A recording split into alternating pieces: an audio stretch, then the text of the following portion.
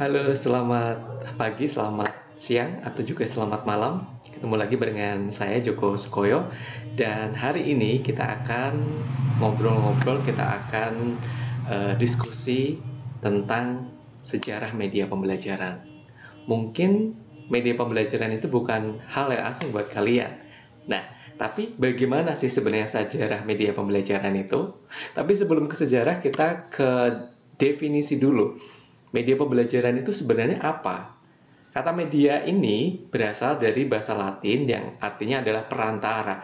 Jadi media itu adalah perantara. Kalau misalnya media pembelajaran, berarti perantara dalam pembelajaran. Wujudnya banyak sekali. Bisa itu wujudnya audio, bisa visual, bisa audiovisual, atau juga bisa multimedia.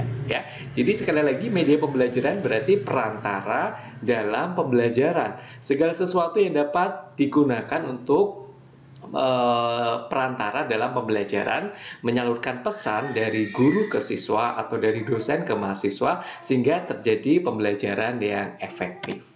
Nah, ke sejarah media pembelajaran. Jadi dulu awalnya itu tidak ada yang namanya istilah media pembelajaran. Jadi awal pendidikan, awal pembelajaran itu nggak ada yang namanya istilah media pembelajaran.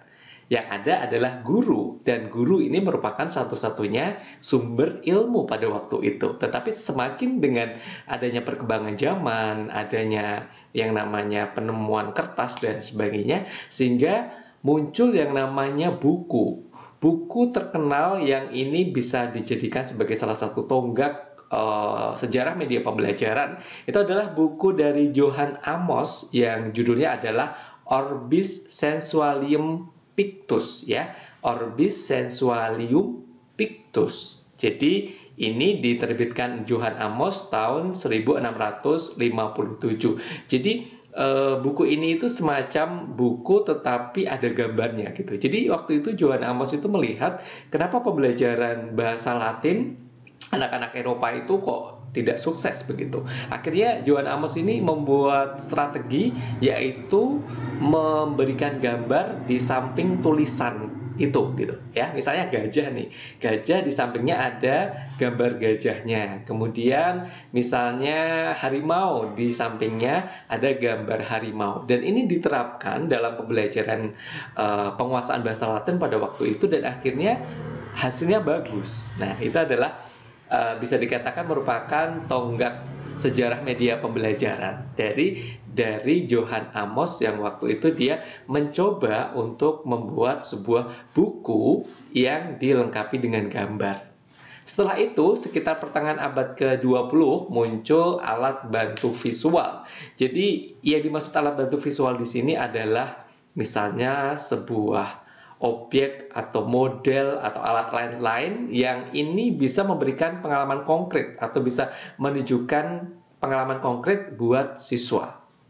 Kemudian sekitar abad ke-20 itu muncul pengaruh audio, ya, berkembangnya dunia komunikasi sehingga muncul pengaruh audio pada waktu itu. Setelah itu kemudian semakin berkembangnya zaman dan teknologi, muncul audio visual. Jadi audio visual itu artinya adalah yang bisa dilihat dan bisa didengarkan. Kalau audio berarti itu hanya bisa didengarkan, tapi kalau audio visual berarti itu bisa didengarkan dan juga bisa dilihat. Misalnya film seperti itu. Artinya ini adalah media audio visual.